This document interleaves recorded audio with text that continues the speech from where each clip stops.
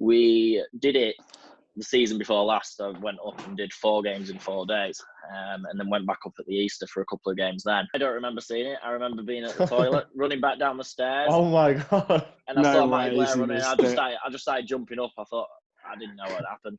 Especially in the league, you meet early, you spend the morning together, you debate the game, and then after the game you just chat bollocks for an hour about how rubbish it was. They play because they love football, and the fans go to it because they love football. I think non-league is, for me, the true meaning of football. Because I think the big thing is we both do it because we both enjoy it, and we really enjoy it.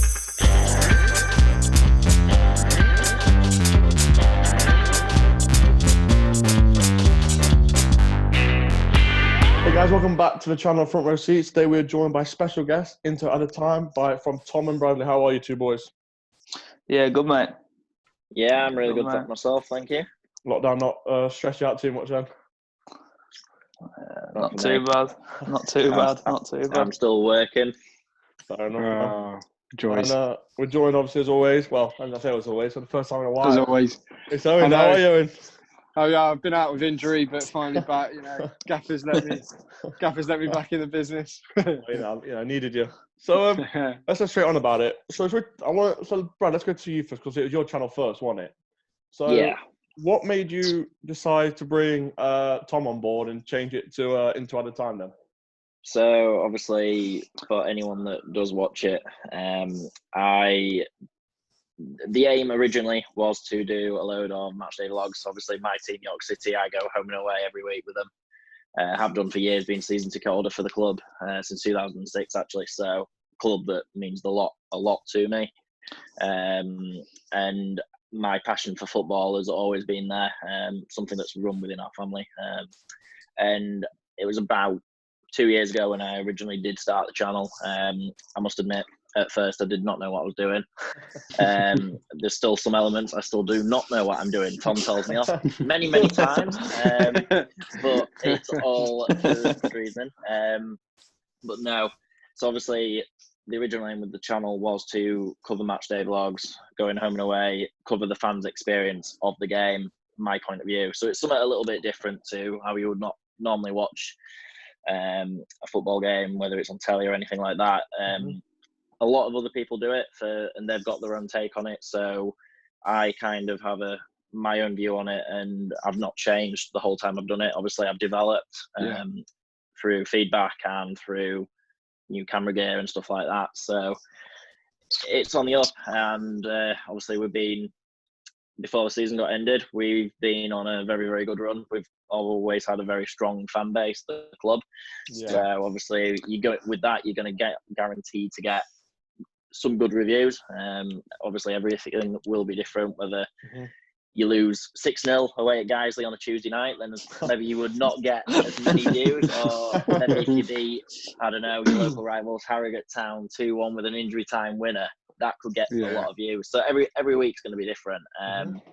And it was around November last year when me and Tom came together as a duo and announced what we were going to do. Obviously, I'll let Tom discuss anything about it, but I've been good mates with him for just over a year now, and we've always had a good knowledge of sport within our both interests. Obviously, Tom's got a strong interest within cricket and stuff like that, whereas I'm more football and rugby league based. So we kind of did a bit of brainstorming what we wanted to do, and we sat down and just decided there's a market for all sports out there, whether it's cricket, golf, boxing, water polo even. I'm joking with that comment. But you never know. No, you never know. Oh, God. You never know. Well, you need any sport going on at the moment. I shared a Facebook video the other week of marble chasing. Now I found that quite interesting. I could always take that up if I considered it, but you have to keep an eye on them. But no, we came together, announced we're going to concentrate on many more sports. Obviously, different timings of the year, you're going to get different content, and we want to try and keep the main core football. So obviously, the plan was to try and prepare for the future, which was going to be the summer. We're going to go out there, get different content as much as we can from different sports, meet athletes, go to different events, just get as much access to the sporting world out there. Yeah. Obviously, me and Tom, we've both had very good links with the football club before, with Tom working there for the foundation, which is a different department to the football club. But obviously, you're going to be interacting with the club and different people within the community, whereas I'm more based with the fans, working in the club shop on a match day as a volunteer, for example, and doing stuff other than that. But we've got our links, we've both got different contacts, and we have got plans to just drive forward. Really, we're both really motivated, want to succeed and do well, so I just can't wait to see what we can get out there for the future. No, to be fair, it came about sort of thing. When I was in Australia, like he got the opportunity to like have the exclusive rights to this highlight package for a testimonial game at York, and I was like back and forth with him, like giving him ideas and stuff like what could he do, how could he do it, and what would be better and stuff like that. And then I came back in November, and it was sort of like, I think it was only like a few days after I got back, he went to like the local sports club and sat down and had a chat about the general thing, and this came up, and then ever since then it's sort of just gone from there. Yeah, like we always said from the start that I was gonna I'd deal with all the emails, the social media side of things, and especially now the other sports, like Brad's gonna focus on football, whereas I'll take all the other sports and like sort of delve into them a bit more, because we've both said like I know a bit more about more sports rather than like Brad knows a lot about football, as I know quite a lot about the majority, a lot of different ones. So that's the sort of way we did it. We just sort of decided that if he takes football, obviously I know a lot about football, so I help him with that. But other sports, I sort of just leave each other to it and just crack on. Fair, man. Fair. So obviously you got over 5 subscribers now. I'm right to say a lot of that came after you two started working together. I think. Go on, Tom. I think you was all right, and then when you went to Scotland, you got a lot from your Scotland trip in October. I think it was 200 or something like that. One, it was a big number in a really short period of time. And then when I got back, it was like 850, 880 mark, and we're 1.1 now. So we've gained a few over a few months. So it's like I don't know, it's like maybe 75, 80 a month, which is all right to say we're quite a small based channel. So yeah, of course. And without the football, I think, without the live match day it's hard, vlogs, which it's so difficult. We could gain 10 or 15 from a certain game because you just target a new fan base you haven't been to stuff. So whichever team gets promoted or relegated, then that's a new target for us. So without that, it's kind of tricky to find a new audience. But we're working around it and we're getting there. So I was going to say that's the next question actually. Like obviously during the lockdown, you've been doing a lot. I've been noticing you've done a lot of top tens and interviews with players. Brad, what's it like interviewing these players? Then? They seem to be giving you quite good answers. To be fair, they're not. Yeah, it's actually quite interesting to see what they all have to say, because every person's going to be different. They've all had different careers and experienced different things. So for me, it's quite interesting hearing about different people's backgrounds. I think because I've met the players, they know me, I know them to an extent. Not all of them, but we've had conversations and stuff like that. And they've said to me, if you want help with anything, we're more than happy to help you. Obviously, we've got more video. I'm not going to say anything to spoil surprises, but we've got many interviews already prepped, ready to go out in the next few weeks. Top 10 videos we've got prepped. Literally, we're so far ahead with ourselves. We've made sure that we've got enough coverage to be able to go on for the next few weeks. Up until the end of June. We're planned up till now. So that's impressive. We're pretty prepared. Everything you need, impressive. What was I going to go to next? Let's have to say we're going to talk about. You went to Scotland, didn't you? You already mentioned it. What was your experience like in Scotland? Because I know me and I want to go to a few Scottish games next year, don't we? Owen's half Scottish, so. So I've got a good mate. I've got a good mate of mine, called Ewan. He's a Celtic fan, so he's a season ticket over there. Goes every home game and as many away games as he can. But we did it the season before last. I went up and did 4 games in 4 days, and then went back up at the Easter for a couple of games then.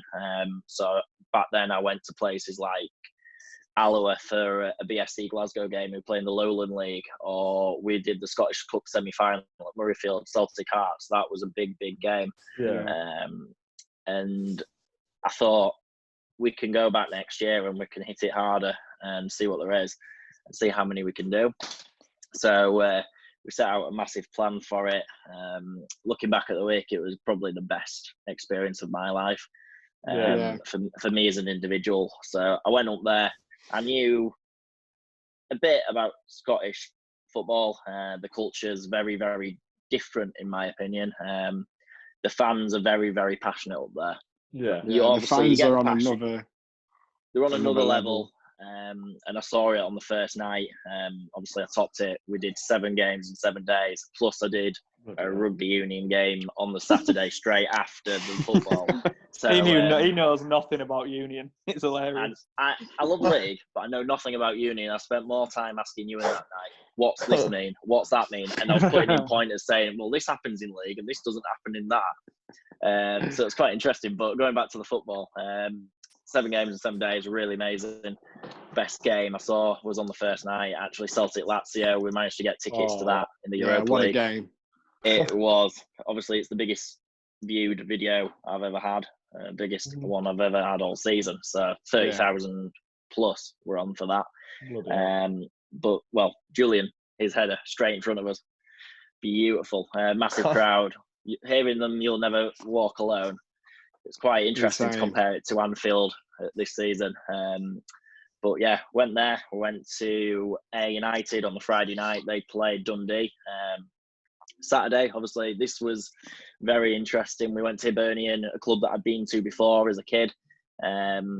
Former York player Clayton Donaldson at the time played for them back in 2007. And my granddad managed to sort out some tickets for my birthday, so we went up then. So I went back there, really nice to visit again. And then day after, we stayed in Edinburgh so we could get to Aberdeen for the Celtic game for a 12 o'clock kickoff. Literally, it's one of the maddest things I've done. Getting up at 6 a.m. to get up to Aberdeen for a 6-hour kickoff later. Yeah. Scotland under 17 game on the Monday. Saw Ayr United again on the Tuesday, but they played at Green at Morton, another championship game. And then we went back to Celtic Park on the Wednesday and they played St Mirren. So a lot of money spent, a lot of beer drunk. It was a very good week. Very good week, and it'll live long in the memories for that. Cheers, man. Obviously, we'll go to you, Tom. Obviously, a bit different. You spent 3 months in Australia, didn't you? Cricket. How was that? We'll briefly talk about that. How was that for you? That was good. It was quite. I say it was a reality check in a way because you sort of lived. I spent 2 months living with some guy I'd never met before until I got there. So it was a bit random in that sense, but a really good experience. Learned a lot about myself. Learned a lot about sport in general because the way they play, it's like so much different to how we play in every sport. They're like ruthless in the sense that they'll properly rip into you across any sport, regardless of what you're doing in warm-ups, in anything, or after the game. So it was a proper reality check in the sense that you've got to be really thick-skinned because I walked into a game and some guy, on my first game, some guy said I shagged your mum or something like that. I was like, what? First game, I was like, just arrived. I was like, all right, sound. So from like 5 minutes into my first game, I was like, right, it's going to be pretty cutthroat. But it's going to be one of their weeks. It was just one of those where I was just like, Jesus. It was class. It was a good learning experience. There was a lot of banter flying about. Like there was the thing I took away from it was like the camaraderie of your team. There's so much more of a close knit bunch I found out there than you would find in the team. And that's not saying that teams in the UK aren't, but like the club I was at, like everybody knew everybody really well, regardless of like whichever team you played in from 1 to 5. Everybody socialised. Like after a training session on Tuesday and Thursday, they'd all stay for beers and curries. Proper like real team atmosphere, which I think it was a massive benefit and like proper like helped me sort of grow as a person because you're surrounded by people who just want to be there. Do you know what I mean? Rather than like being forced to be, they want to be there, which is always nice. First, man. Owen, you got any questions about the channel before we move on to York? No, I'm ready to dive into some York City. Well, I know a bit of York City because I live with someone who's a York fan. So I know about his. I mean, last year was proper miserable. This year's a bit better, like you said. But let's take you back to 2012. Was you there in Wembley, Brad, when you beat Luton? Yeah, I was there. What was that? One of the best weeks. One of the best weeks of my life. For me, going into it, we were obviously the higher team ranked against Luton, but obviously they packed out one end. Big support. Obviously, we went for the second time within a week, so obviously we weren't going to have as many fans there. But after 2 minutes, found ourselves 1-0 down. Andre Gray, who's now playing in the Premier League for Watford. It looked like it was going to be a long afternoon, but found ourselves back into the game. And then I remember the second goal, Matty Blair's offside goal, which shouldn't have stood technically. If VAR was in back then, it would have ruled it out. It was miles offside. Miles offside. Miles offside. But to be honest, I don't remember seeing it. I remember being at the toilet, running back down the stairs. Oh my God. And I saw Matty Blair running. I just started jumping up. I thought, I didn't know what happened. Goal's a goal, though. Yeah, I was going to say, what's it like? Goal's a goal, I was happy. Me knowing being Forest fans, we've never actually been to Wembley. Oh. What's it like? Wow. It's class. It's class. I've seen it from all different angles. I've been a mascot there. My first ever time I went in 2009 with York in the FA Trophy final. Obviously, I've been every single time since then. I've been to non-league finals days, Wembley for an England game. Obviously, whatever occasion, it's a stadium you've got to visit. Yeah, Wembley's Wembley, isn't it? If you have a checklist on something you want to do in life, Wembley has to be in your top 5. Regardless of how many times you've been, the moment you walk in and like actually get into the stadium, your breath still gets taken away every time. Even if you go even the Spurs. I haven't seen the Spurs fans when they were playing there for the season. It's like they were like, every time we walk in, if it's every other week, you still get taken away by just how big it is and how close to the pitch you are as well. Yeah. Hopefully one day as Forest fans we'll know the feeling, but right now it's still a struggle. You can hope. Obviously, you beat Luton 2-1 in the final. You go to League Two. Stay up a year. You spent 3 years in League Two. You do, don't you? 4 years we spent in League Two. Is it the third year you get to the playoff semi-final against Second. Second. How was that like? Do you remember that, losing to Fleetwood? Yeah, well, we were very lucky to get there. By Christmas, we were in the bottom 2 in the relegation zone. And Nigel Worthington, our manager at the time, former Ireland manager, Northern Ireland, I think he was. It's one of the two. But someone who'd had that pedigree of international management and had high expectations. And I don't know what he said to the players or what it was, but we just formed a really solid team, cruised up the leagues. We had Nick Pope in goal, actually, the current Burnley goalkeeper. We had Ben Davies at left back, who's now a regular at centre half for Preston North End. So we had a very good team. And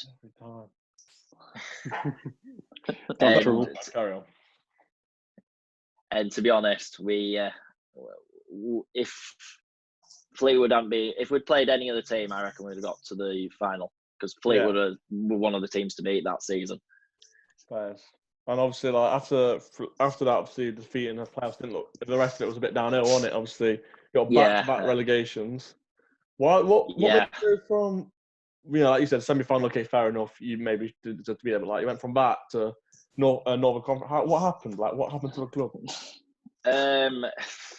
You can look at it and think there could have been a range of reasons. For me, I think there was a lot of change at the football club. We had 2 managers the season that we came down from League Two, 2 managers in the season that we came down from the National League. And then obviously we find ourselves rooted in National League North, which is regional football, for 3 years. And we've had so many managers. Last season we had 3 managers. So it's about keeping that stability in there. We've had a lot of players. I think within them 2 years of getting relegated, we must have had 80 players plus just play for the club, whether it was 1 appearance or 50. I think the big problem with non-league football and managers is every time a new manager comes in, they want to bring their own players in, which is which makes it a lot harder, because especially for the new manager who comes in, if they come in say March, obviously the transfer window is extended in non-league and stuff like that, but they come in March, they can't bring in any players. They've got to use the players they've already there. So they might play a different style of football, or want to play a different style of football, but they can't because of the players. So it's weird when you have like so many managers. Like when we had a couple of years ago, when it was Martin Gray, then he went, and Sam Collins, and then Steve Watson came in. The amount of players who came in and out on loan that season because Collins wanted his players in, and then when Collins went, Watson wanted his players in, and stuff like that. It's mad, but then it's also pretty like interesting in the off season when you get a manager how whichever club they've managed before, they always just go and sign players from. So you get the people who the manager likes, and they'll be coming in, and they'll whether it's on like 3-month deals or 6-month deals, he'll bring them in. And if they don't work, it's only a 3-month deal. It's not the end of the world in that sense. Yeah. So you just get rid of him, and I think that's the other thing. They like the contract lengths. Some people are on pay as you play. Some people are 3 months. Some people are 6 months. Some are on 1-month loans. So there's really like different levels of contracts and different lengths. So that's why I think you get so many different players in and out of the club in a short period of time. In a way, with that though, as well, is like you lose that team kind of chemistry as well. Because if you've got a player that's on, you might have a player that's been there years and he's on a long contract, but then you've got bloody Darren who's on pay to play. Yeah, exactly. It's going to cause problems not only sort of within like the team as a whole, but like chemistry as well. Because if that player is just thinking, "I thought this, I'm on pay to play," you're just going to bring the entire. Because you don't know the players as well. I think that's the big thing, especially with these like 1-month loans. They come in and they're expected. You sign on a Friday or whatever, and they're expected to play on a Saturday. They've not trained with the guys. They're expected to come in and play the next day and play 90 minutes. When you don't know the players, you don't know how the team plays, and then by like week 3 or 4, they're starting to play well, and you lose them again after the month. Yeah. So it's quite a tough one because what did we have? We had Kurt Willoughby early this season. He won on a 1 month. He was class. Like you could he was from Filed in the league above or whatever, and you could tell he was a player. And then we lost him after how many games? Brad will tell you, but. If we could have kept him, it would have made a difference in that. But that's how cutthroat in a way non-league is. You get people in for a month and then they score a few goals, and the other club wants them back because they'll stick them straight back in their starting 11. Fair enough. Is it right saying next season you get a new stadium? We've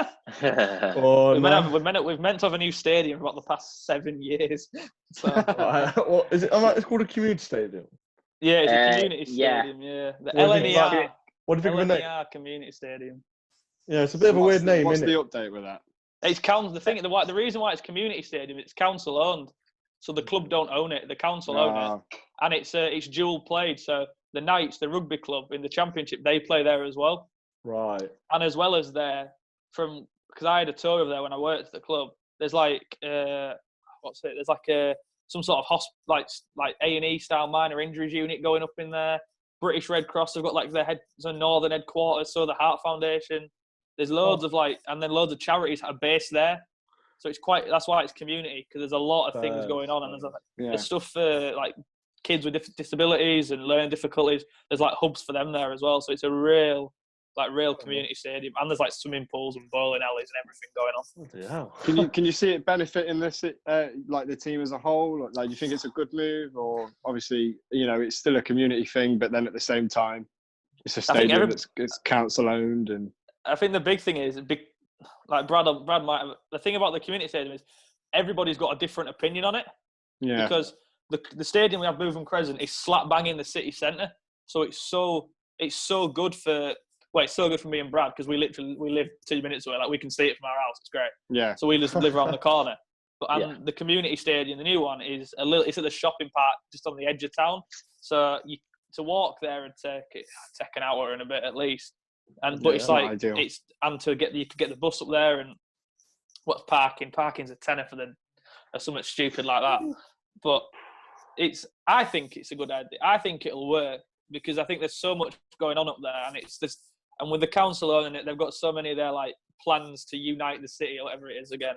I think it's a good idea. Having been around there, and then being in the stands and in the boxes when it was getting built, it's a pretty good idea. Like Brad will have his say on it, but I think considering we're this far down the line now and it's built, it's effectively ready to go. Yeah. We just got to, rather than people dwell on it and be a bit like, oh, I don't want to move. Just embrace it. Just embrace it and be like, what's the worst that can happen in effect? You got a new stadium, an 8,000 seat stadium, whatever. So you got to take the positive. Brad might say differently, but that's what I think. Fair enough, Brad. Yeah. For me, pretty much like Tom's just said, it's something to look forward to. It's something for the future. Obviously, as you go, grounds age and you look at our ground now, Boom Crescent. We've been there since 1932, and just looking at the away end toilets is bad enough. That says it all. Even the home end are as bad. But obviously, things like that. At Boom Crescent, you can tell the club the direction they want to move in. The stadium is part of that ambition. Whether we're in non-league for the next 10 years or the next 2, who knows? But it shows that ambition. It shows the drive to go forward. The ultimate dream for the football club. Everyone says it. We want to get back to the Football League as soon as we can. The reason so many players signed for us in the summer, likes of Steve McNulty, who's been everywhere, and he won promotion last year as captain with Tranmere to League One. He dropped 2 levels because he wanted to get the club back to where it should be. Obviously, I don't want to sound like we're too big for our boots and say we shouldn't be in this league, but obviously we are for a reason, because obviously we've suffered back-to-back relegations, and ultimately we deserve to be down here. But 100%. The club, everyone wants the best for it, and it just shows the passion that the fans have really with the football club. I think personally, this season before everything was ended, we were on course for that. We sat top of the league, 2 points ahead of Kings Lynn, but we've been in a fierce battle all season. Obviously, they've had 2 games in hand on us, but they were in a really bad patch of form, and it came at the right time. So we were heading in the right direction, and we're still obviously waiting to find out from the National League and the Football League what's going to happen about who plays where next season. I'm not going to comment on my opinion, because I think any of 3 options could happen, whether it's null and void or whether it's points per game or there's playoff play behind closed doors. No one knows. But nothing's being ruled out, but ultimately it comes down to what the Football League decide to do, which again is impacted by the Premier League. So there's a lot of decisions to be made in terms of that aspect. I think we can both, like, sort of, all 4 of us can agree that it's a really frustrating one when your team's battling near the top. I mean, it's one of them, like, you've got to be fair to every club, but at the same time, you can't help but wish that it falls in your way. And those Forest fans still, we're hoping for the same. I think that's the outcome at the top. That's the major problem at the moment, because they want to please everybody, but effectively you can't. No, you can't at all. Especially in non-league, because with Bury now not being a team, some team has to go up to make it an even-numbered league. Where you can, there's the whole that's obviously to play for as well. But I think the big thing to come out of today was the Bundesliga has been given the green light to go ahead in the middle of May. So I'm sort of sceptical that because that's been given the go ahead, is that gonna skew everyone else? Is that going to skew everybody else? Like, obviously with whatever happening, and they said the government and the sport bodies are talking daily to come up with a plan. Is that going to affect it? It's like, maybe if that goes well behind closed doors, will that affect what happens in the UK, especially in the Premier League?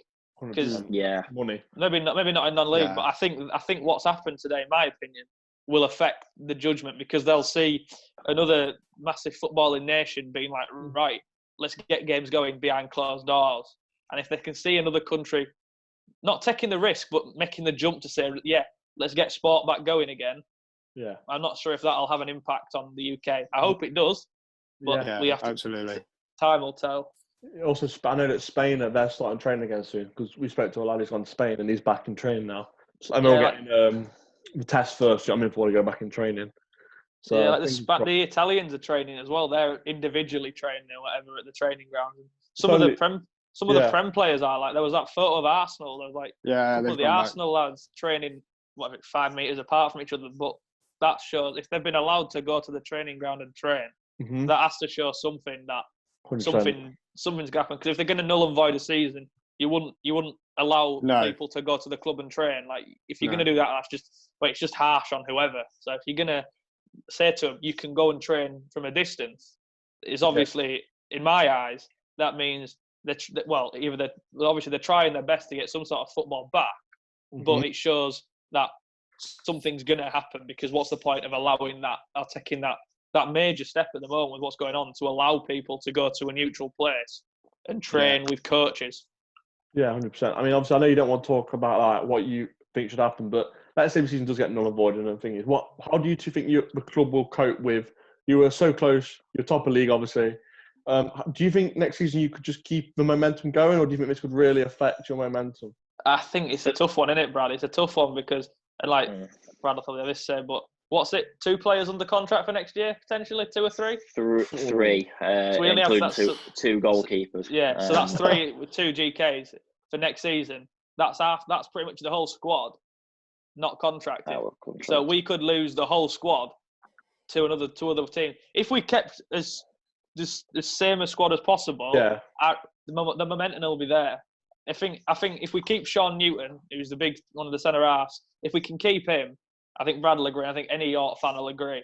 If we can keep him, that'll make a massive difference. 1, because he's a class player, but 2, he epitomises what playing for the club means in my eyes. Yeah. He's so passionate about the club. Like, if we lose, you can tell we've lost by just the way he is and his demeanour for the day after or the rest of that evening. He's really like upset about it. Obviously, you should be if you lose a game and playing professional football, which they are. But you can tell he plays for the club.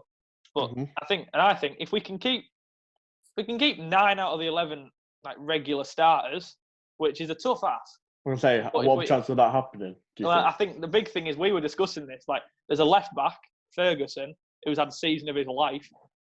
If we might struggle to keep him. He might struggle to keep him. Kempster plays left wing. He's gone off he struggled a little bit recently, but the start of the season, Brad, how good was he? He was different class. And then obviously the lad's under contract. Jameson is under contract. I can see someone buying him out of his contract because he's been class. And then I forgot number 10 who plays for York, Kieran Green. He's been different class football. Probably our young player of the year. Young player of the year, and you see him and you think he's better than National League North. He's better. Yeah. He'll die for the club. He runs hobbling around half of the second half. He's absolutely shot. He puts himself everywhere. Yeah. But he carries on. I think if we can keep the similar team, it'll be all right. If we can keep the back 4, like the back, we play 3 at the back. We keep the 3 at the back and the keeper. That's a big start because the 3 at the back have been brilliant for us this year. All of them. And I think Brad will agree on that one again. Like, we've struggled defensively, haven't we, over the past few years? And that although we haven't been brilliant this year, that back 3 have gelled. And as a 3, they've been brilliant. Joe Tate, most improved player at the football club this season. He has been absolutely brilliant at the back. Considering the season before, he probably won't mind me saying this, but he had a mistake in him, and he knows that. He knows that. I get on well with him. But this season, he's been quality. He's been physical. He's probably put on a bit of muscle as well, to be fair. And he's been, if we keep the back 4, I think we're on to a winner. What do you think? Would you say it's a... Oh, go on, Brad, you good. No, go on, mate. You put in your point. I was going to say, like, just kind of veering off from like the York City aspect as well. Would you say it's a really common issue, sort of within both non-league divisions, in that teams are going to struggle to keep players? 100%. York have got their issues. 100%. It kind of goes down to the point what I was going to make. Obviously, with everything going on, the big impact that clubs will have will be financially, and a lot of clubs in the summer or whenever the new season starts who want to buy players will find themselves being able to buy them at a cheap rate, I reckon. Obviously, there's not going to be any 100 million fees or anything like that. Agreed, yeah. If you're lucky, you might get Ronaldo on a free this year, by the way it's going.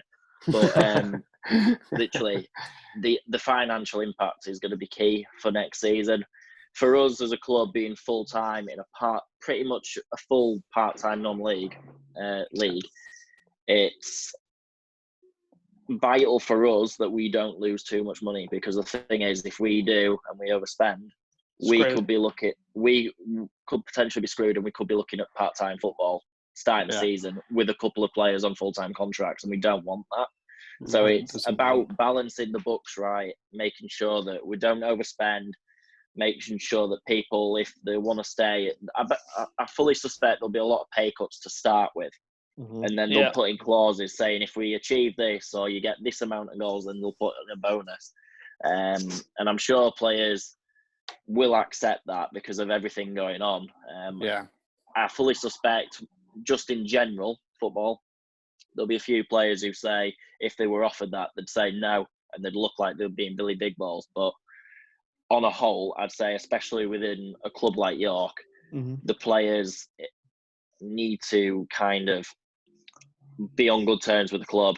If we're going to be financially hit and they want to play for the football club, they will, and they'll do anything for it. That's the key, isn't it? Is that the players that don't mind taking the cut will be the ones that actually feel strongly about York City as a whole. Yeah, I think that the thing people don't realise about non-league football is the struggles of signing players. Like the amount of times York, for example, have set out to sign a player, but they can't, because a lot of the people in non-league, especially National League North, they work alongside it. So there's I think there's someone at Spennymoor, striker. He's been banging goals in left, right, and centre. Glenn Taylor. But he's head of PE at a school up there. So he's earning he's on a decent wage, doing what he does as head of PE at a secondary school. I think it's a private one as well. So he's earning a fairly decent wage from that. And then he's getting his footballing wage on top of that. So if he quit what he's doing to come and play for York, he wouldn't earn nowhere near as much as what he would from training twice a week, playing on a Saturday, and being head of PE. So that's the struggle. Like, I think Jamieson, they had to buy out of, what was he doing? Electrician or something? He was something along the lines of that. They had to sign him out. They all came on free transfers. Exactly, they all came on a free transfer, but they were working. They were at Blythe, so he was working full time and then doing football as well. So I think that's the thing people don't realise when it comes to signing players. They think it's easy to sign a player in non-league, where it's not, because you've got, especially if you're trying to sign someone from down south, they'll have to move up north and all the job stuff. That's why York tend to just sign northern players. That's why they go to like Blythe and Gateshead and places like that, because they don't have, and a lot of them just travel down every day. They don't bother moving into York area, and we've signed a couple from Liverpool area. But I think that's the thing people don't realise. People work alongside the football in that level. So if you're going to sign him, you have to put the money in effectively, because they're going to want more than what they'd earn from doing football and whatever job they were doing. Yeah. So that's a great segue to my next point. I was going to say, like, obviously, before we talk about the highs and the pros of non-league, what would you say the money issue is probably the biggest con of non-league? Or the biggest con of non-league is the money? Yeah.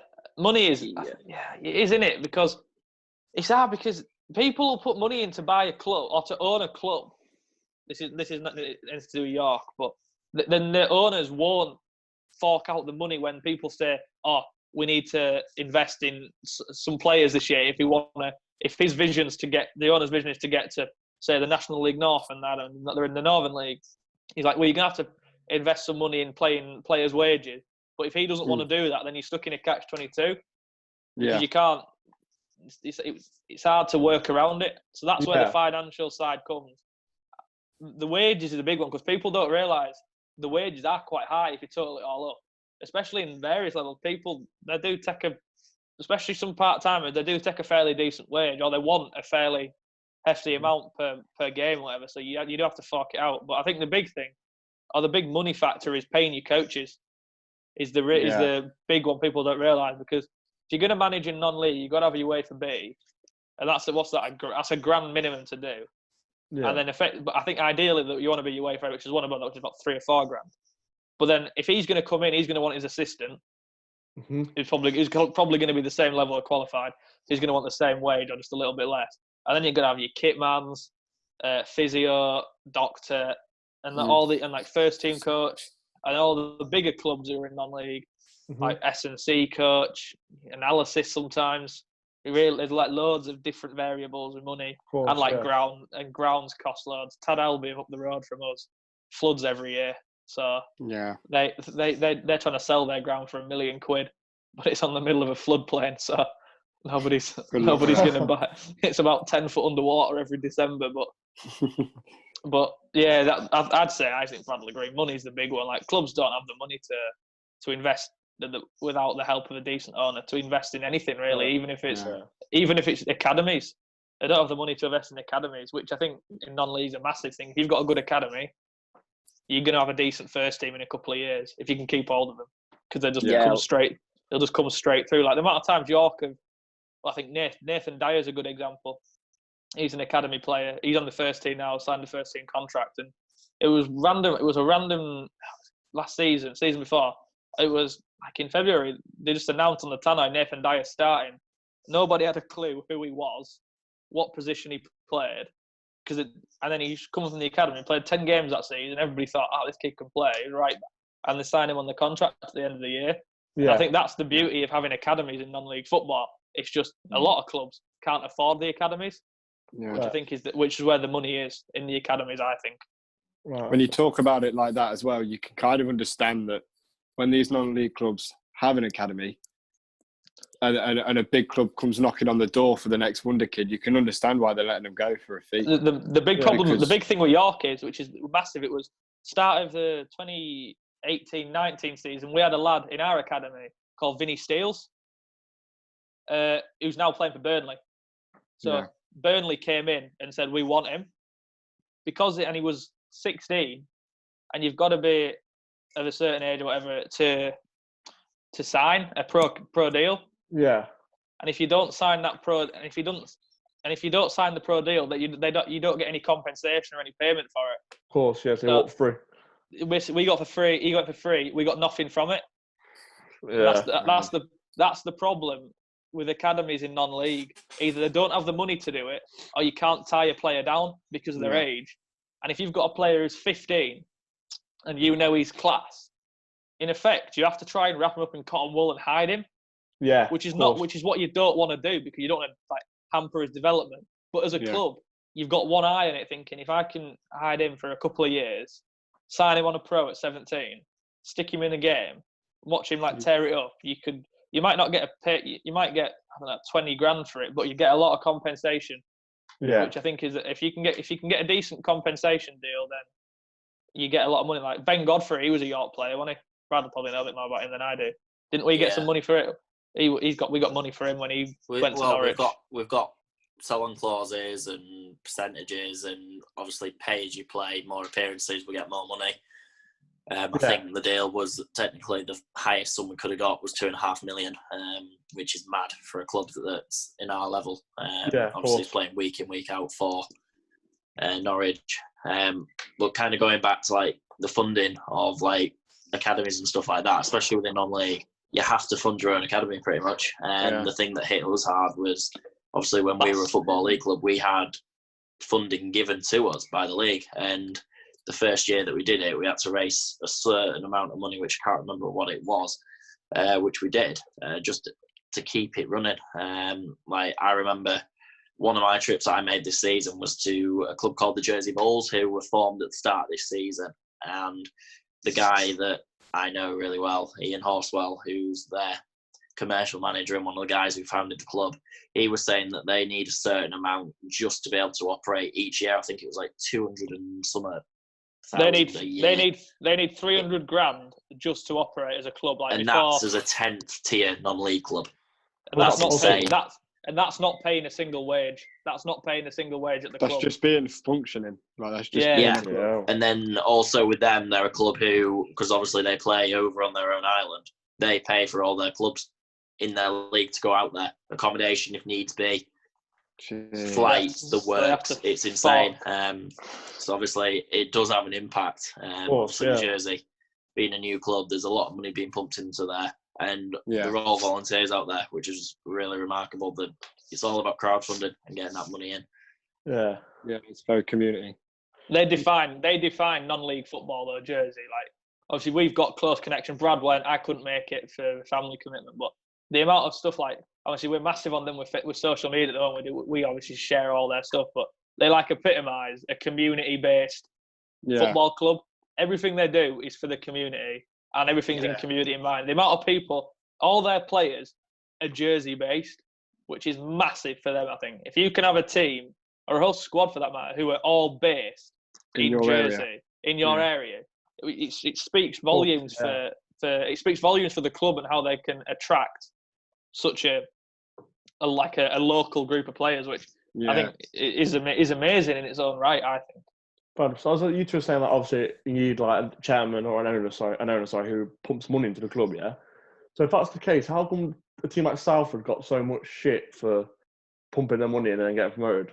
Just out Well, of it's- interest. I think the way that you go about it, really. Right, fair enough. Obviously, I'd say Jersey have kind of done it in a completely different way. They have an intention of, they are part of the British Isles. They wanted a way to have their island on the football ladder somehow. Yeah. They've gone through all the routes of trying UEFA, I think, CNIFA they've tried. Oh, And obviously they came to the... They tried to get a French. They tried to get in the French league, didn't they? They tried to go French, and then they tried to go Welsh, I think, as well, or something like I that. have no idea. But then obviously they came to the UK. But that's so massive.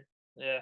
Yeah, obviously the model they've gone about it is just building a community, as Tom said, going forward, full of fans and stuff like that, and they're all doing it from raising money themselves. There's no one technically employed by the club. It's all self-employed people going in part-time and raising it as a whole. Whereas you look at the likes of Salford, obviously, fair enough, they worked their way up from the Northern Prem, even further down. And they had, when they first started, if you watch the documentaries on Sky, it was, Moor Lane was pretty much just a tin shed, literally.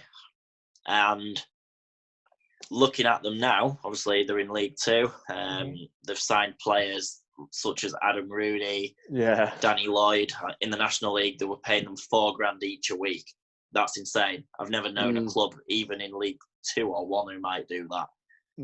Obviously, Sunderland might now since they're rooted to that. But with Salford, they've just pumped a lot of money in there. Obviously, half of the class of 92 now. Nicky Butt, Paul Scholes, Ryan Giggs, both Neville's and David Beckham's all on board. That's 60% between them, just pumping money in left, right and centre. I think there's ways about it, though, isn't there? I think that's the big thing. If you're going to pump money in and you do it quietly and don't make a TV show about it. That's the issue. They boasted with it. Smash it all over social media. Talk about it every time you do a TV interview, and it's just everything. If you put money in and do it really quietly, and just put it in, and fair enough, eventually you'll get recognised for pumping money in. But if you do it in a way that's not saying, look at me, I won the Premier League, I'm a Sky Sports pundit, I make millions a year, I have 2 hotels which make millions a year. Yeah. And if you do it in a really, they're humble to a degree, but they did it in such a, look at me, I've got this amount of money, and we know the Arabs as well, so we can get them to put money in as well. If you do it in such a, I think the big thing about that was there's ways and means of going about it. Like bringing in Adam Rooney was a massive kick in the teeth to other non-league clubs, because they've just gone, we can sign someone who's playing, what was he, Scottish Prem or something like that? He's played in the Europa League. Yeah, exactly. They've just signed they've just gone, like, look, we can afford someone who played Europa League football in non-league. Like, how's that fair to a guy who's, for example, I don't know, working as a plumber part-time and playing football? How's he going to feel when they've just signed that? And it's like, that's the issue, I think. They've brought in people who fair enough, they're playing football. If you pay them, that's fair enough. I've not wrong with them bringing him in, but they did it in the wrong way. Like, they made a real meal out. They brought someone. He could easily play League 2, League 1, couldn't he? He can play. Like, there's not, like, obviously when he was in National League, he could have been playing Championship, to be fair. But they brought someone in. They brought someone of that caliber into non-league League 2 football. It is just showing off, I think. I think it's just massive saying, look at us, we want to win this league. We won't stop at any margin. We'll bring in a Europa League player to 6 league lower than what he'd ever normally be playing. So I think that's the problem why they've got crap for it. You put the boasting to the side, and the Sky Sports documentary and all of that. It just shows the power of money in them leagues, like the lower leagues. The power of money, because you can do that, and obviously there's no regulations to stop it. If they want to sign someone, they can sign. If they want to pay him $4,000 a week, pay him $4,000 a week. Agreed. It just goes to show the power of being able to pump that much money in at such a quick time. It's such a lucrative thing as well. Like, you could have, when they were in National League North, for example, or when they're in the North, when the 92 just took over, Salford would have increased the chances of signing a player by 100%. Yeah, of course. Before that, I don't want to sign for Salford. They're playing Northern League, and they've got no money, and they're not run by a decent group of people. the moment they sign that, I'll play for them because it's run by Neville and all that lot, and the management. Of course, yeah, of course. The moment you put an owner at the club, you're gonna draw in endless amounts of players, which is what they've done. They drew in. Well, they drew in everybody, like even the best of the non-league. Like they signed them without any hassle. They didn't have to They didn't have to pay him much more than what they were already on because it was just you're going to play for them. Yeah. Just to play for them, and you're going to be around Phil Neville, Gary Neville, Nicky Butt, Scholes, Beckham. You're going to be around them people. Footballers would die for that, really. Because they'll have all grown up watching the class of '92. 100%. So for them, it's like I can play, and they'll be watching. Like Gary Neville will be watching me play, and he won't be watching me for the sake of it. He'll be watching me because he wants to watch me play because he owns my club. Yeah. Fair enough. One other team that gets quite a lot of stick from a lot of fans is, we're going to load down, it's #United. So I just want to get a quick point of view of these. Obviously, in my ideas, I think, obviously they have a lot of young fans, don't they? So I think what they've done quite well, and also a lot of their tickets are quite cheap. So I think they've done quite a good thing. But I wonder what you two think of that club. I hate me. You go first, bro. Cheers. I think personally about #United, you're going to get mixed responses regardless because people look at them and think they're being very big-headed and the way they've gone about it is not what football's about, obviously. But people don't realise, and this comes back to kind of part of my reasoning why I started doing what I did in the first place. Social media is a massive, massive impact on the lives of everyone these days, and obviously it's the biggest thing in the world for me. Yeah. And obviously, club content is something that interests me because it gives a different insight to that way of broadcasting the way football works. Obviously, for the older generation, they would be used to the likes of newspapers and I don't know, magazines if they really wanted to. Radio.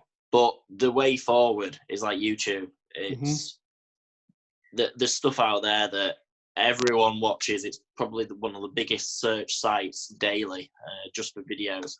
And #United, obviously, just looking at their reviews, the views they get per video. It's remarkable because, yes, they're working their way up the ladder. Obviously, they're in the Essex Senior League now, and they were second last time I checked, but within reach of the title. They're not really pumping money in. No. From what we've seen, obviously, you wouldn't really think, this person or this person. They're not doing what Salford are doing. It's a completely different story, again, away from Jersey, away from Salford. Their way of growing is through YouTube, and obviously they've got the fan base, and people are wanting to play for the club because of that. It's exposure, and it's one of their players plays for Northampton, don't they now? One of their ex-players. Scott Pollock, he plays for Northampton. Yeah. So, but yeah, obviously that's my view on it. I don't know what yours is, Tom, whether it's different. I can't fault it. I think they've gone from playing a Sunday league, effectively playing Sunday league with Spencer and his brother and his mate, to playing semi-pro football. I personally don't see anything wrong with it because they've gone from nothing to being a registered football team in the football in the football leagues. Like I can't see a problem with it. Because all their income comes from. Well, it comes from the gate and the social media they get because they get a lot off YouTube for it. But then if you look at what they've gone and done now, they've got their own esports team that got the best 3 Brits in the world in it. Yeah. And the best 3 Brits out of the one FIFA. So they're obviously the guys at #, whoever they are, like they're obviously an extremely clever. They're obviously an extremely clever bunch of people, and they're very calculating what they do. Because I saw, what was it last week? They just brought out their own girls team for next season. They just brought out a girls team. Oh, they might have. I've not seen that. Yeah, I saw it. They announced it last week. They're bringing out a women's team and then girls team as well. So they're like going really big all out. And I can't fault them because what they're doing is they're saying to the world of like YouTube, look, originally it was me and my brother and my mates, and look what we, when we put our heads together and decide to start a project, can make it. We can make it a proper football team. Yeah, and then, agreed. Like they got Adidas on board and everything. That's what I'm saying. Yeah, so I know people are like, Adidas. People were saying like, how did they get Adidas? But like Brad mentioned earlier, is like Adidas know that maybe they get hundreds of thousands of views every game. So they're going to see Adidas all the time. Like people like that team get Adidas. It's because of the views they get. It's a no-brainer. Yeah. Like Adidas aren't. Like there was that stat, like the most searched football teams on YouTube in the UK. Hashtag were above like Man City and Liverpool and certain things because the amount of people want to watch it. Kids, If you target a kid between the age of 11 and 15 and tell them and ask them what an internet football team is, the first answer they'll give is hashtag. 100%. Because they've grown up watching it. And people can kick off all they want saying, "Oh, they've got Adidas kit deals and all this," but for Adidas, it's free money for them. Free advertising, It's free money for them because they're like, they'll generate more sales or anything from hashtag than they will from the League One side, 100%. Yeah, absolutely. Because they get 600,000 views on interviews after a game on YouTube. Nobody gets that on an interview after a game. Even Klopp don't get that many on Liverpool's page. So for them to get that many is mad. Yeah, it's mental. And what do you think of hashtag United? Obviously, when we obviously watched Spencer. I obviously back in his FIFA days. So obviously, all of us have seen his growth to hashtag. Yeah. What do you think? For me, I would agree with Tom. Like you can't, like the way I see it is they found a market, they hit it, and for me, they hit it perfectly. Like I don't think you can fault the thing they've done. And so what? Yeah, the thing is, people are going to say, "Oh, they've got Adidas on board, and they're not big enough to do that." But in the reality is, on what they've tried to target, I think for me, the way I see it is, they've set out knowing that they're not going to be the same as every club. You know, they've set out knowing that, right, we're going to hit it on YouTube and we're going to hit it on social media in a way that no other club does it. And that's why they're unique, and that's why they are where they are, because they just do it differently. And they're really respectful, though. They're really respectful of how they do it. They don't put it in people's faces. I think that's the big thing compared to Salford. They're very, not quiet, but they're very sort of humbled in their approach. Yeah. Because the people who own it and run it is still Spencer, it's still his brother, it's still Spencer's fiance or whatever. It's still the original people who did it from the start. They've not gone in and brought in multi-millionaires and like big names to run the club. It's still the two brothers and his girlfriend who are the groundworks of the club. And you can't have a go at someone if it's still the same people who started it and are still running it, because that just shows how much people want to work for the place. If you're still want to work there when you're now an actual functioning club, then it speaks volumes for the whole thing, I think. Yeah, I couldn't agree more. Yeah, I agree. So let's talk about the pros of non-league. Obviously, you've been in non-league for a few years now, York. What is your favourite thing about non-league football? For me, it's the passion. Obviously, it's very different to how the Football League ruling works. For me, I like to get behind my team, home and away, have a beer if we can. Obviously, certain grounds you're not allowed to at all within the Premier League or Football League. It's touch and go in the conference, but obviously within our league, a lot of clubs say you can go out with a beer. Just take a beer into the ground. It just gives it a different, unique, experience for fans to go and watch. For all you know, Sunday League, you can go and watch it. An old man and his dog can rock up one day behind the goal. It's so unique, and the passion that fans have. Like you get, I don't know. There's a guy called James Birdwell who I don't know if you guys know. He's amazing. He was introduced to our videos when we'd been to Jersey actually, and I had a good conversation with him and stuff like that. Amazing guy. His passion that he had for non-league, I can't fault him because unfortunately James struggles. I can't remember what it was. He's got autism. He's got autism, and he's also got severe anxiety. And it's amazing. He's amazing. He's a good role model, and obviously there's a team that he follows now, DTFC, home and away. I think I know. Is he on a lot of his videos? Yeah. I know exactly who you mean. Yeah, I know exactly who you mean. Legend. He's good friends with Ellis from away days. Oh yeah. So he's kind of got popular out there. He's got quite a lot of followers actually as well on YouTube. So yeah, amazing guy. Non-league is unique. Like you get the opportunities like the FA Vars, the FA Trophy. It's a day out at Wembley. Yeah, you wouldn't be guaranteed that in the FA Cup at all. No. And the non-league finals day, for example, where they play both finals the same day. I've been for the past 3 years, and I'm supposed to be going this coming. Well, I'd have been there next week, next Sunday. Next Sunday. Unfortunately, but we can't be there. But we were both meant to be there. We were both meant to be there.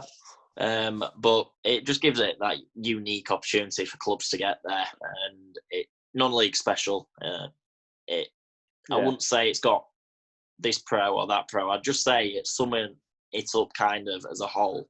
For me, I love non-league, and that's why a lot of our content is non-league based. Mm-hmm. Yeah. No, I agree. I think for me, it's just every game is contested. That's the big thing. Like, obviously, there's anomalies in like the Prem and Championship, but like if you said obviously Watford beat Liverpool, but if you said like Norwich, it's Liverpool versus Norwich, you're like right, Liverpool and Anfield, like Liverpool are going to start. Liverpool are going to start them. But with York, and like not with York, but with non-league football, because every game is end to end, and barring a few teams who come and sit back for the whole game, which is boring. But the majority of teams you get in non-league are going to say, right, we're going for this. And if they're 2-0 up or 2-0 down, they're still going to throw the kitchen sink at everything. The amount of teams who are 3-0 up and just, right, we want 4, we want 5, we want 6. They just keep going and going and going. Is I think, one of the best things. And obviously, when I worked there, I was on the matchday team and I looked after the matchday team. So I was at every home game. And even if you're coming up against second or you're coming up against 24, you're going to have an end-to-end game for 90 minutes. And as a neutral fan, obviously you're biased to York, but if it's a neutral fan, it's amazing. Like, it's class. Like what did we do on your birthday? We did Leeds 23s versus Derby. Like, you think they'll still be end-to-end. They're not end-to-end compared to non-league. No. That's just the beauty of non-league is you do get, and the referees let you play on a bit more. Like in the football league, if you give someone a little bit of a challenge from behind, up for a header, they'll blow for it. But in non-league football, referees just like, come on, carry on, get up, go. And I think that's the big thing. What was it? We had a lad who played at Port Vale now, Scott Burgess, last year. And I remember speaking to one of the players about him. And in training, if he got pushed in the back, he'd go down. And the manager would be shouting him, get up, get up, get up. And I remember being at the training ground watching this one. And he was shouting at him, get up, get up. And obviously afterwards, he was like, in the Football League, because he came from Bury, he was like, in the Football League, we'd get a free kick for that. And that's fine, we'd win a free kick every time. But in non-league football, referees, they might book you for all we know. You get some interesting refs. But I was going to say that proper interesting refs. I was going to say, as a ref myself, like, what's your thoughts on refs? Like, do you get good refs? Do you get bad refs? Do they ref different styles? Like, does it change every week? Like, it does change every week, because I reckon you'll get the same ref once every 6 weeks. So there's like you get whatever you get on like week 1, you'll probably have on week 7 or something like that. It works like that. Yeah. But there are some good refs, and Brad will agree. There's some good refs in the sense that they're fair. They're not like biased team. They're fair, and I think that's what everybody wants. At the end of the day, fans say they want a biased ref, but at the end of the day, you want a fair ref you want a fair ref who's just gonna call it fair.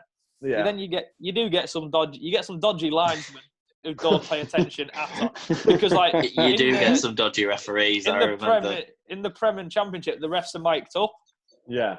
In that you're not obviously they're not mic'd up there at all, so you just have to shout. And you do get some dodgy linesmen, but you get that at any level. And I think the thing that annoys me the most is the referees who they know they're being assessed at that game, so they blow for absolutely everything, and they act like they're the big time. And you can tell 100% they're not, because every player's played for that under that ref before, and they just look at him like, "What are you doing?" Why are you giving that? There was once a couple of years ago when one of the refs went over to one of the managers and told him to sit down. I've never seen that in non-league football in my life. And the manager just looked. The manager just went up. The manager just looked at him and was like, "Not a chance, not a chance." But once and that's the thing. The refs are interesting. I mean, you know the names of the dodgy refs. Like, if you got a dodgy ref, you're screwed. Like, it's just not going to end well. But the majority of refs, like Brad will probably agree, the majority of refs you do get in, especially in the National League North, they're decent refs. Like, some of them aren't great, but they are decent refs. And there's some of them have got experience reffing out, so you get a little bit. You do get some decent refs. Brad might disagree on that one, but you do and you don't. I have a great experience. Forest Green away the year we were in the National League. I remember going there. We were winning 1-0, lost 2-1 because of a last minute penalty.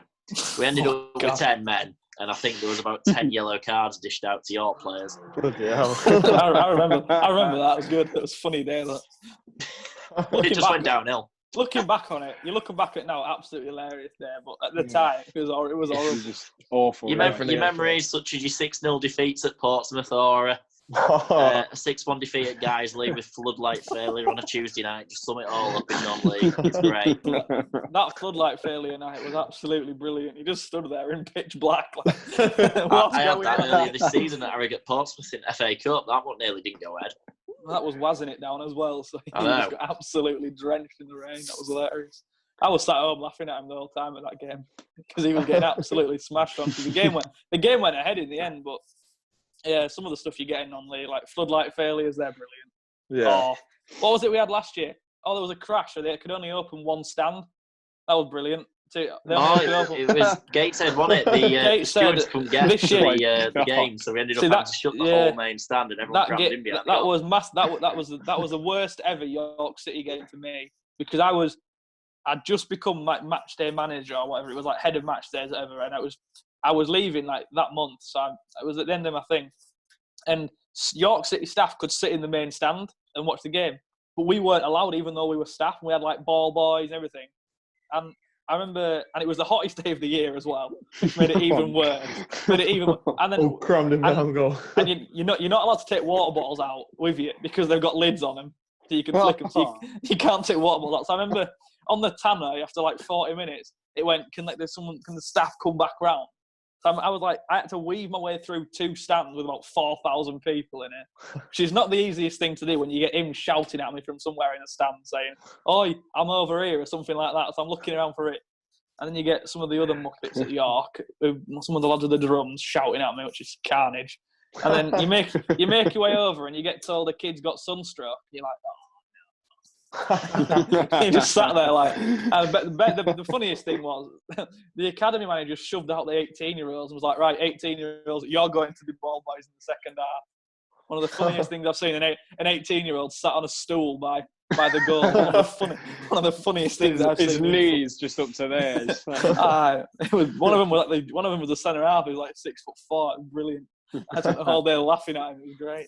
But yeah, that's some of the stuff you get in non-league. Stewards not turning up's another good one. Oh, bloody hell. Stewards just don't turn up.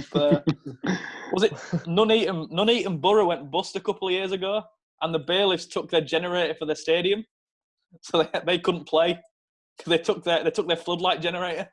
That was brilliant. They were like travelling to where was it? They were travelling to like Alfreton to play their games.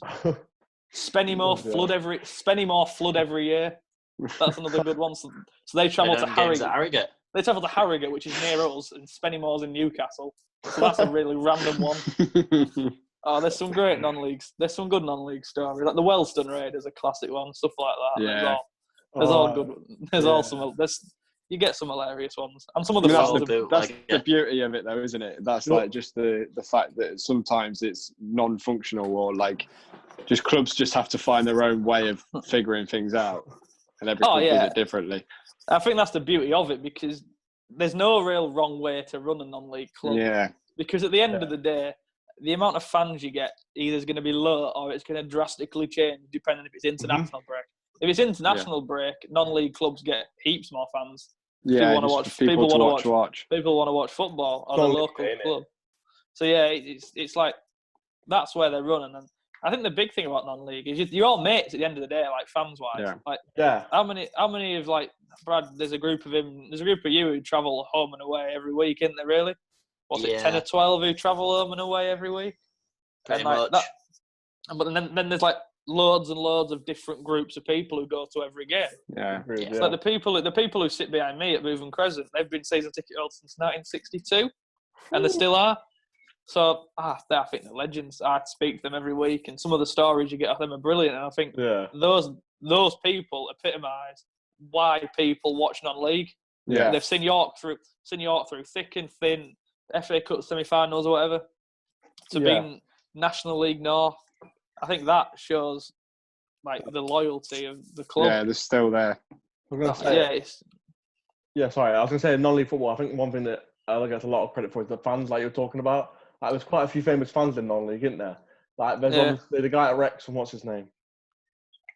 Bootleg. Is it Bootleg. Yeah. Obviously, people love him. People love him. He's carnage. Yeah. His match day vlogs are good, but I just want to say, like, what are the atmospheres like in non-league? Obviously, me and Owen, or soon to get older at Forest, we have to sit down and behave. We're not allowed to stand. It's kind of shit. And we've said before, haven't we? That's one thing we hate about the top few divisions of football. Top dip. Yeah, you can't. There's no atmosphere because you just sit there. To the point where, like, even at our, like, this past season just gone, and maybe last year as well, Dylan, I preferred away games just because you're in the away end. Stand up. Yeah. Because you're sitting at home. It's just. I get it. Yeah, it's boring sitting down. Isn't it? Like I sit down for games, but that's because I sit with the lads I used to work with, and so we have to sit down. When you're working, we're working, so fair enough. But I think Brad's probably better on the atmospheres because he's in the Longhurst, which is like the standing stand for York, so he's in there every week, whereas I'm not. But I think the one thing you have to remember with non-league atmospheres is they differ every week. Like York will have one where they're really deflated one week. Some weeks out there, like the York fans, like in the Longhurst, and then they're not chanting or anything. And then come Tuesday night, it's absolutely rocking. Yeah, it just depends on how it's going. We honestly, regardless, will stand home and away, and some of the stuff that we do, we take flags away every week. We try and take streamers. We try and take balloons. Steve McNulty masks. Oh yeah, best one was Kings Lynn away. I did a load of Steve McNulty masks. It was great. Another good one was me getting told off by a steward at Boston, trying to go up some stairs to let a bag of balloons off that took me about 25 minutes to blow up. He was like, "Can't let him go. Can't let him go." I remember that. That was funny. There's some. To be fair, there's some.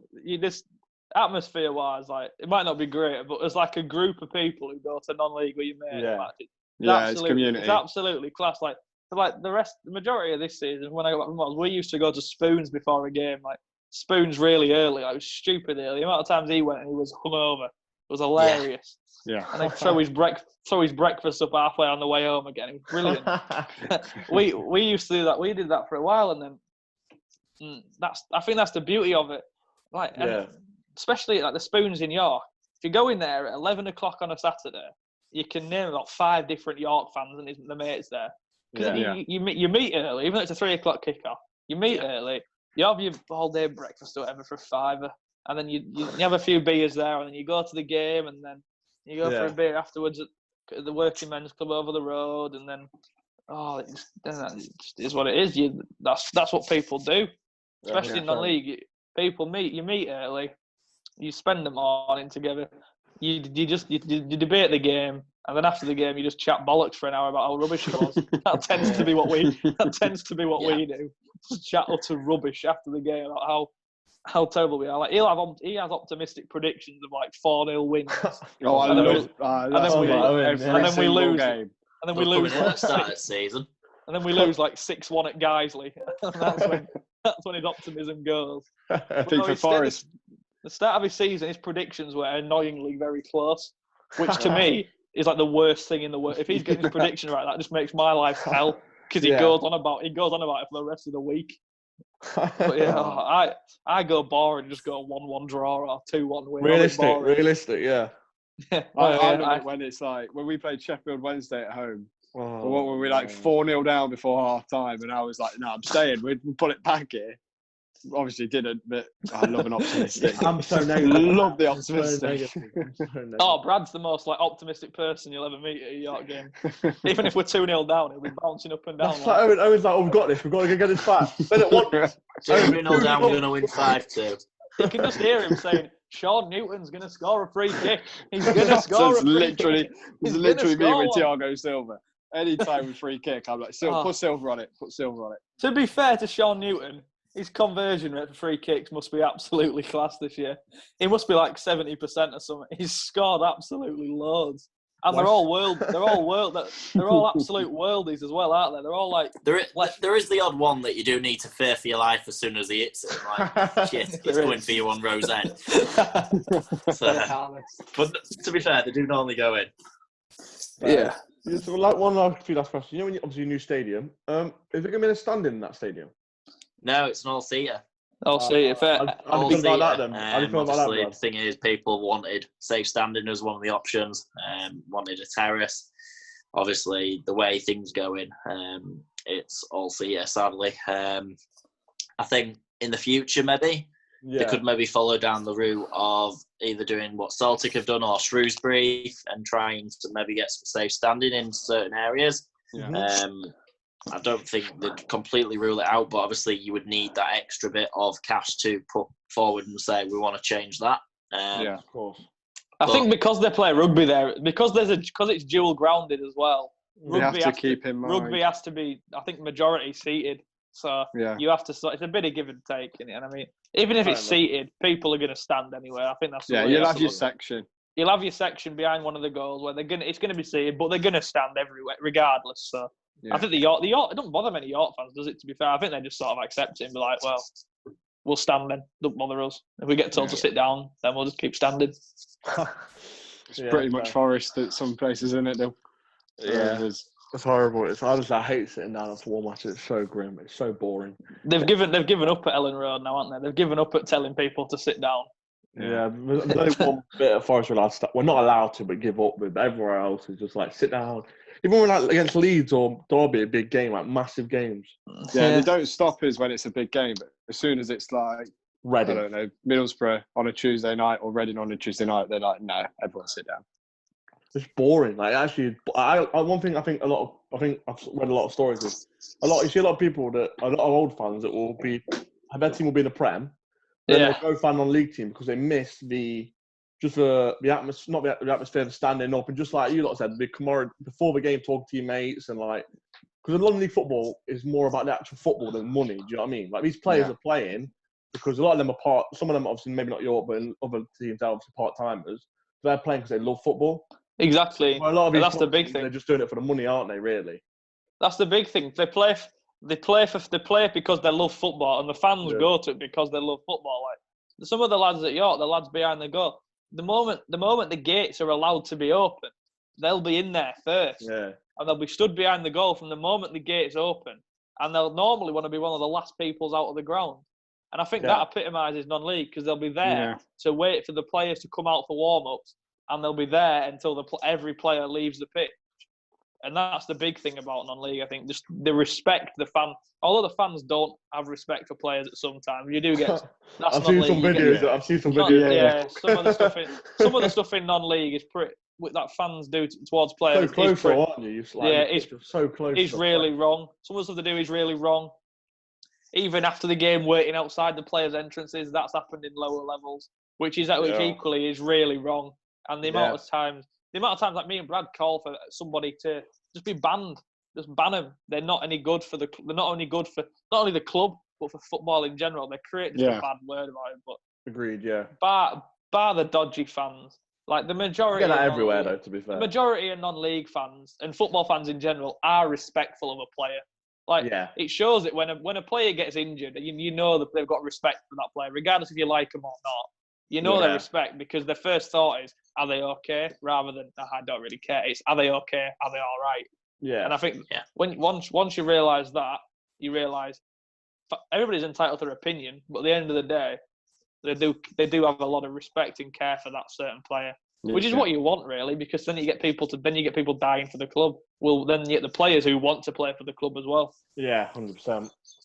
Brad, what do you think about point? And obviously, like the differences in like, do you agree with what Tom's saying about football, especially non-league, care more about playing football than anything else, really? Yeah. The love of the game. I think non-league is, for me, the true meaning of football. you've got the passion there, you've got the dedication, people who are willing to do anything for the teams, home and away. Yep. Supporting the teams, whether it's vocally or chanting, whatever.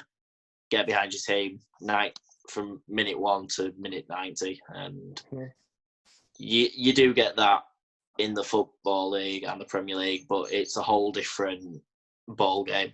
It's unique, and it's something that I'm really passionate about, and it's for a reason. So, right. Second to last question: where do you two think? Obviously, I know you want York to be in the league, but where do you think you'll be in 5 years' time? Obviously, let's say the season comes back and everything's back to normal by next season.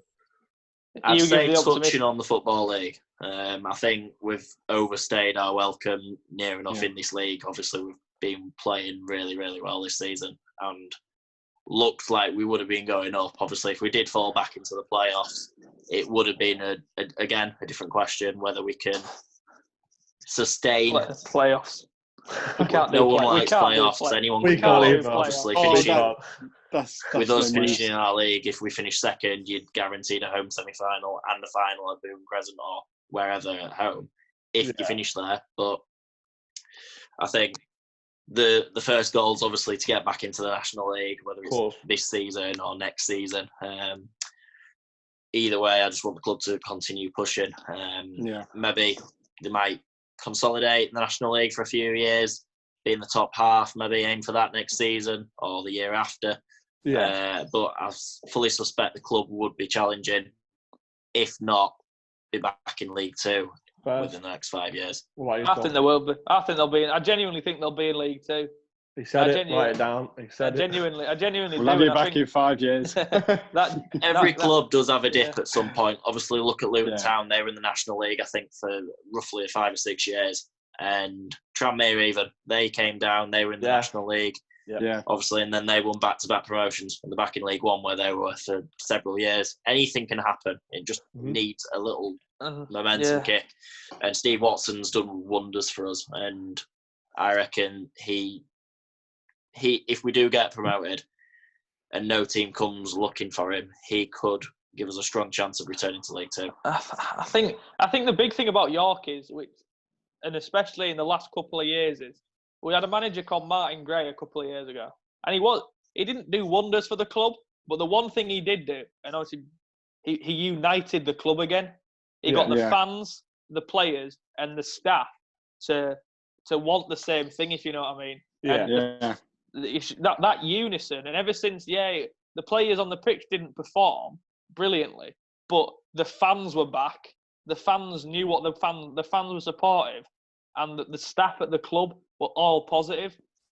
And I remember Martin Gray, he wanted to go and do things in the community, and for me, that was massive, because if he's wanting to give up his time to put on coaching sessions or to go and speak to people, that's massive, because it shows how much he wants to unite the club. Because there's the amount of York fans who, for whatever reason, can't make York games, whether they're in homes or they just can't make it, they don't want to go, but are still massive York fans. They tune in on the radio every week. And I think the work he's put in, and ever since that, the building blocks for success are there. You can see it. The players train unbelievably. The players train unbelievably hard, and they do give their all on the pitch, regardless of the result. And like you said, Steve Watson's been class, a breath of fresh air for the whole thing. He's class. Like if we can keep him, we don't know if he can. He could go up. He'll probably go higher leagues at some point in his career. He's quality. But just the way the club's looking at the moment, you have to look big. I think League Two. The way they're looking, if you can keep some of the players you've got now, they'll probably be all right in League Two. That's the thing. Newton will be fine in League Two for sure. And then you've got like McNulty, who might be retired by then. But there's other players you've got who, even if you're in the National League in a few years, they'll have people who've had experience playing in League Two. And if you can get those experienced players, that's going to improve your team endless amounts, because they know what the league is. They know what you need to do to get out of it. And they also know what you need to do just to survive in it. Which once you got that, you've got everything you need to sort of go on to bigger and better things. Fair enough. I hope you both, I hope York does get into League Two. And my last question is about your own channel now. Obviously, into other time. Let's say, where would you lot like to be in the next 5 years? Brad, you can answer this. I wouldn't say set. I've been asked this before, and I wouldn't say set goals on what we'd be doing or what number of subscribers I would like. I'd just like to continue growing the channel as big as we can get it, really. Obviously, we take a day at a time. Different hurdles will come, different opportunities will come. We are not afraid to say no to anything. We like taking on opportunities. We like taking on challenges. I'd just like to have the channel growing so more people know about us and enjoy our content, really, and just see how far we can go, really. We do it all with a positive attitude, and we do it all because I think the big thing is we both do it because we both enjoy it, and we really, really enjoy it.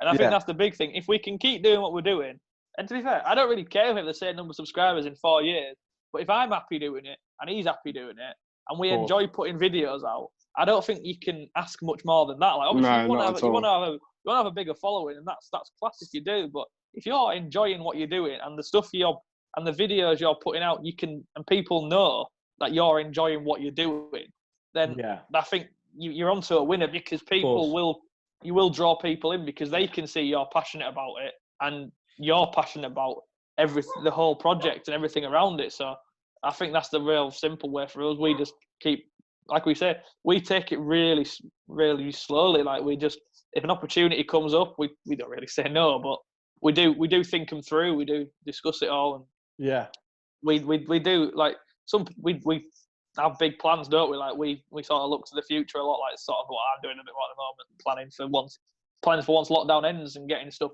ready and in the works for that. But we do try and take it an hour at a time, a day at a time, because, like I said, something could crop up in 10 minutes that we might say, oh, let's have that.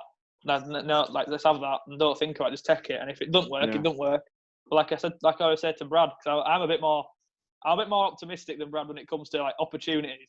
I always say you can't lose anything. The only thing you can do is gain something. You're not going to, and if you lose, you can't lose. The only thing that can happen is you don't gain anything from it. But you can at least say, I've tried it, it doesn't work. At least we know we've done it, and we've done work. So we don't, in a few years' time, go and try it and we look stupid. At least we've done it now, and we know it don't work. And the only thing you can come from it is a positive. And that's the way I always relay everything to Brad. Positives. And he's been more positive now, which is a winner for us. Which is a winner. That's good, man. Well, I think from me now we can say... Oh, do you want to say something, Brad? No, I'm good. Well, I think like we say from me now, and we appreciate you two coming on. I think it's been it's been brilliant. My favourite podcast so far. Like, honestly. We've loved it. It's been great. We both said, I said to him this morning, I'm buzzing for this, and I think Brad was as well. We both really excited. Absolute quality. Yeah. So thank you from us. I think thank you from us as well, isn't it? Really, like, we're grateful for the opportunity. We wanted to do a podcast, and it's been nice to jump on yours. We'll definitely get you on in the future, 100%. I'm going to make sure all your socials and your YouTube in the description, guys. So make sure you look down that. Thanks again, Owen, for coming along as you always do. No problem. It's been a pleasure. I know, like I said, it's great to be back after the gaffer gave me the all clear, so can't complain. Yeah, guys, make sure you definitely go into at a time, got that right. Make sure you go check out their channel. Honestly, amazing stuff on non-league. Make sure you hit that subscribe button for us as well. Hit that like button, and we'll see you in the next video. Goodbye, boys. Cheers, guys.